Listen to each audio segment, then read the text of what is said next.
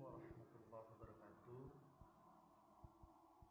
Bertemu lagi dengan saya dengan materi yang sama terkait tentang kurikulum. Pada pembahasan kali ini, teman-teman mahasiswa, kita akan membahas tentang landasan-landasan historis pendidikan.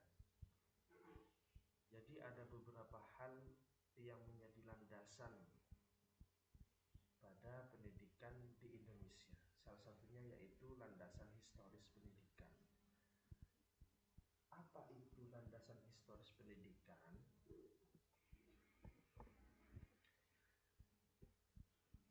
Sedangkan kalau berbicara tentang historis, bahwa kita akan berbicara tentang sejarah. Apa itu sejarah? Sejarah adalah kejadian masa lalu yang dapat diceritakan di era sekarang. Jadi apapun kejadian di masa lalu yang menyebabkan bangsa itu sendiri adalah sejarah.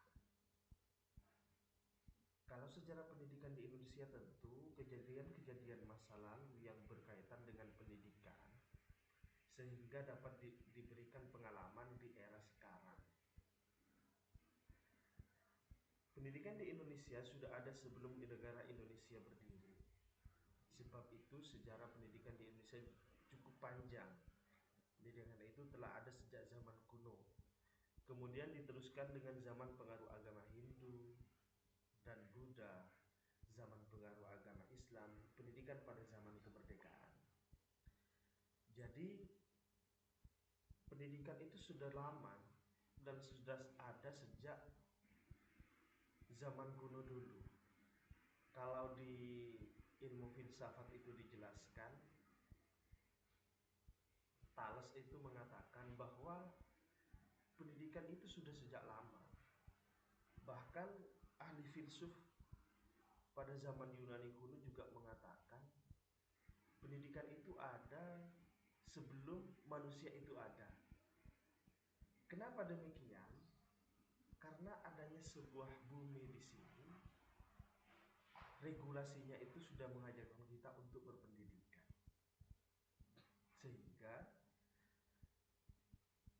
pendidikan itu juga akan dipengaruhi oleh beberapa kejadian-kejadian atau fenomena yang terjadi pada zaman itu. Misalkan pengaruh agama Hindu-Buddha, karena kebetulan agama Hindu-Buddha ini merupakan agama yang pertama yang masuk ke negara Indonesia.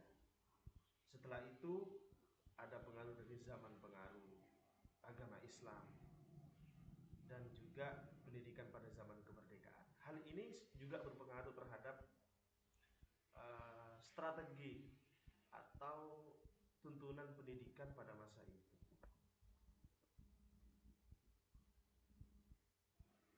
Adapun tokoh-tokoh pendidik pada masa itu, misalkan satu contoh Muhammad Syafi'i. Muhammad Syafi'i mendirikan sekolah INS atau Indonesian Netherlands School di Sumatera Barat pada tahun 1926. Sekolah ini lebih dikenal dengan nama Sekolah Kayu Tanam sebab sekolah ini didirikan di kayu tanam. Maksud ulama Syafi'i adalah mendidik anak-anak agar dapat berdiri sendiri atas usaha sendiri dengan jiwa yang merdeka. Jadi bukan cuma sekarang yang dikenal dengan student center, tapi sudah sejak dulu ada yang memang siswa itu diberikan keleluasaan, diberikan kemerdekaan untuk mengembangkan dirinya. Cuman penyebutannya itu berbeda. Kalau sekarang ada yang namanya student center, teacher center, dan lain sebagainya. Yang kedua, yang tidak asing lagi, pakar pendidikan yang memang sering disebut-sebut oleh teman-teman mahasiswa, teman-teman dosen, organisatoris, dan lain sebagainya, yaitu Ki Hajar Dewantara. Ki Hajar Dewantara yang mendirikan Taman Siswa di Yogyakarta. Sifat, sistem, dan metode pendidikannya diringkas ke dalam 4 keemasan, yaitu asas taman siswa, pancadharma, adat istiadat, dan semboyan atau perlambang.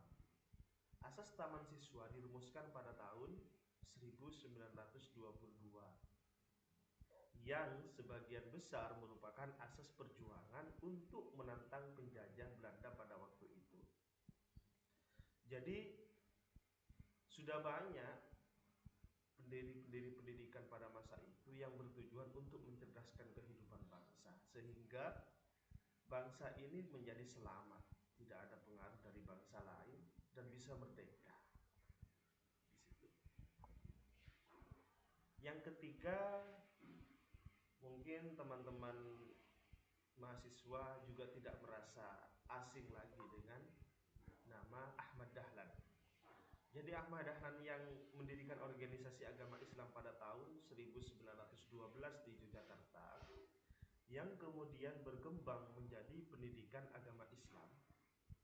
Pendidikan Muhammadiyah ini sebagian besar memusatkan diri pada pengembangan agama Islam dengan beberapa ciri sebagai berikut. Pada tahun 1990, asas pendidikannya adalah Islam dengan tujuan mewujudkan orang-orang muslim yang berakhlak mulia, cakap, percaya kepada diri sendiri, dan berguna bagi masyarakat serta negara. Jadi semua asas-asas pendidikan yang dibawa oleh masing-masing pembawa pendidikan pada masa itu semuanya berguna dan untuk kepentingan bangsa dan negara. Apalagi yang disampaikan oleh Kiai Ahmad Dahlan yang memiliki dan bertujuan untuk mewujudkan orang-orang muslim yang berakhlak mulia, cakap, percaya kepada diri sendiri, dan berguna bagi masyarakat dan negara. Ada 5 butir yang dijadikan dasar pendidikan pada masa itu. Yang pertama, perubahan cara berpikir. Jadi pendidikan ini secara gamblang diartikan adalah memanusiakan manusia. Jadi kalau berbicara tentang pendidikan, kita akan berbicara perubahan yang terjadi pada diri manusia itu sendiri, baik itu perubahan cara berpikir, perubahan etika dari yang tidak baik menjadi baik. Ketika perubahan cara berpikir itu baik, maka tentu proses dan hasilnya juga akan mengikuti dengan baik.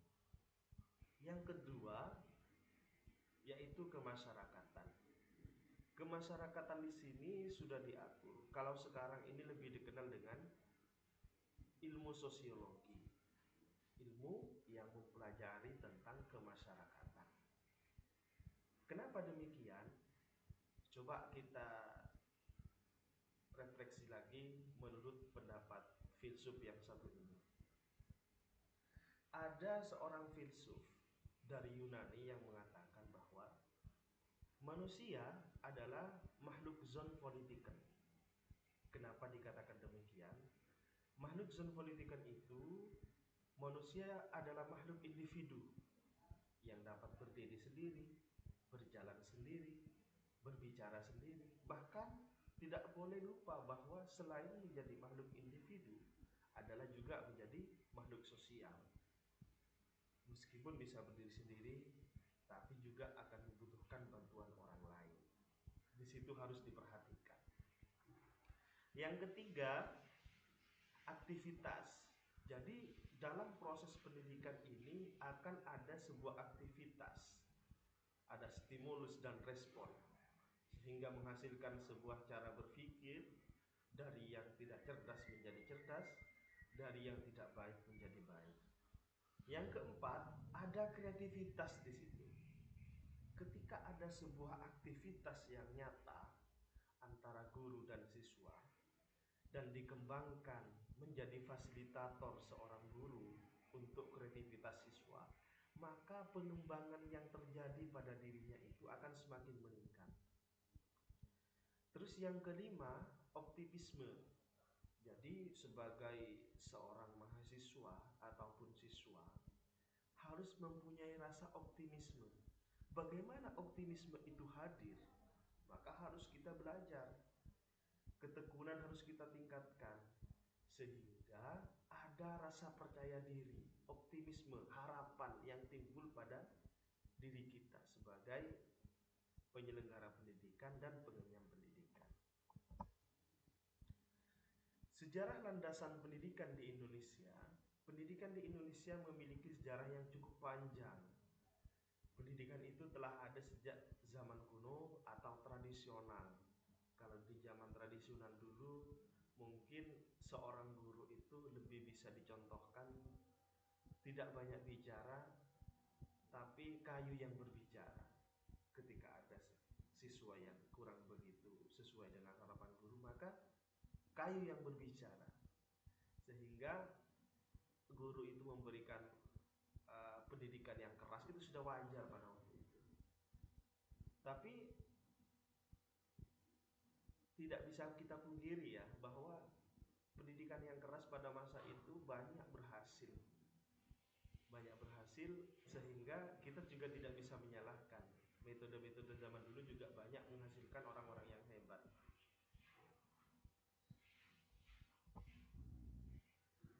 Yang pertama, sejarah pendidikan dunia. Perjalanan sejarah pendidikan dunia telah lama berlangsung, mulai dari zaman Helenisme pada tahun 150 sebelum Masehi sampai 500, zaman pertengahan dari tahun 500 sampai 1500, zaman humanisme atau Renaissance, serta zaman reformasi dan kontrareformasi pada tahun 1600-an. Namun pendidikan zaman ini belum memberikan kontribusinya pada pendidikan zaman sekarang. Oleh karena itu, pendidikan pada zaman ini tidak dijabarkan dalam secara rinci. Sejarah pendidikan di dunia membahas sejarah pendidikan dunia yang meliputi zaman-zaman realisme, rasionalisme, naturalisme, developmentalisme, nasionalisme, liberalisme, positivisme, individualisme, serta sosialisme.